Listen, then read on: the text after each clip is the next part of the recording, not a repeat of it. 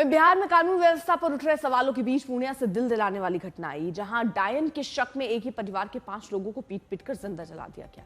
वारदात पूर्णिया के टेडगामा गांव में हुई। जानकारी के मुताबिक गांव के एक परिवार में बच्चे की मौत हुई थी, जबकि उसी परिवार के एक और बच्चे की तबीयत बिगड़ गई, जिसके बाद गांव वालों ने मौत की वजह एक बुजुर्ग महिला को बताते हुए एक परिवार को निशाना बनाया।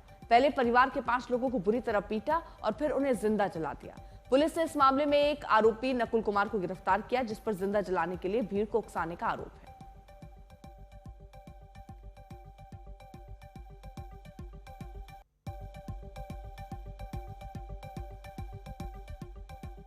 अभी वर्तमान में इसमें प्राथमिकी भी दर्ज हो गई है। लगभग 23 एक्यूज्ड हैं उसमें, और साथ ही उसमें बहुत सारे अज्ञात लोगों पर भी 150 से 200 लोगों पर भी एफआईआर हुई है।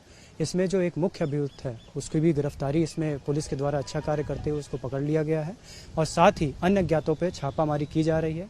वर्तमान में 3 लोगों को जो है इन लोगों ने पकड़ भी लिया है, वो हिरासत में भी हैं। इसमें एक माइनर चाइल्ड भी है, तो उसकी भी सुरक्षा को देखते हुए हम लोगों ने उसको अभी अपनी अभिरक्षा में रखा है, एक संस्थान में रखा है। तो फिलहाल अब जिस तरह की घटना हुई है उसको लेकर भी कई तरीके के सवाल उठ रहे हैं कि कैसे एक शख्स को आप डायन बताते हैं, पूरे के परिवार को आप पीटते हैं और उसे जला देते हैं।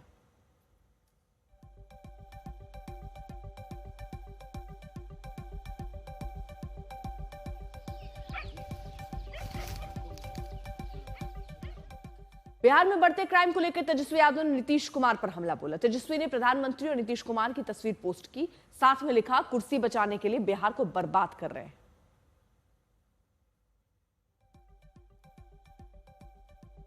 बिहार में इसी साल चुनाव हैं और इस चुनाव के मद्देनजर कानून व्यवस्था एक ऐसा मुद्दा है जिस पर नीतीश सरकार को घेरने की कोशिश हो रही है, क्योंकि सवाल उठ रहे हैं। सुशासन की बात करने वाले अगर इस तरह की घटनाएं हो रही हैं तो जिम्मेदारी फिर किसकी होगी? और इसीलिए अब विपक्ष भी सीधे तौर पर निशाने पर सरकार को ले रहा है। प्रधानमंत्री नरेंद्र मोदी और नीतीश कुमार की तस्वीर लगाते हुए दरअसल अब सवाल पूछा जा रहा है कि आखिरकार बिहार किसके हाथों में है, सुशासन कहां है?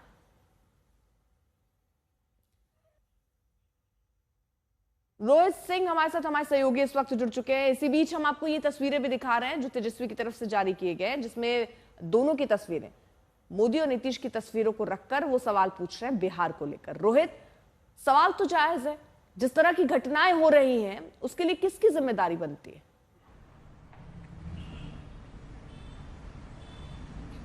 देखिए, जाहिर सी बात है, घटनाएं घट रही हैं तो इसके लिए सरकार तो जवाबदेह है, पुलिस को जवाबदेह बनना पड़ेगा कि क्यों इतनी घटनाएं हो रही हैं। और अगर घटनाएं हो रही हैं तो क्या वाकई में अपराधियों के दिल में कोई कानून का कोई खौफ, कोई डर नहीं बचा है, इसीलिए इस तरीके की घटना हो रही है। पिछले 72 घंटों में ही देख लीजिए कि कितनी सारी घटनाएं हो गई हैं। गोपाल खेमका के मर्डर से लेकर मुजफ्फरपुर में एक इंजीनियर का मर्डर हुआ, पटना में कल एक स्कूल संचालक का मर्डर हुआ, पूर्णिया में देखिए आपके 5 लोगों की हत्या हो गई है, वहाँ पे पीट के मार डाला गया है। उसके अलावा भी काफ़ी सारी घटनाएं जो बिहार में हुई हैं। नालंदा में नीतीश कुमार के गृह जिले में भी 2 मर्डर हुआ। तो जाहिर सी बात है, सवाल तो खड़े होंगे कि आखिर पुलिस और नीतीश कुमार का इकबाल कहाँ गया और क्यों जो अपराधी हैं वो इतना बेलगाम हो गए हैं। हालांकि आज पुलिस ने गोपाल खेमका वाले मामले में कहीं ना कहीं डैमेज कंट्रोल कह सकते हैं कि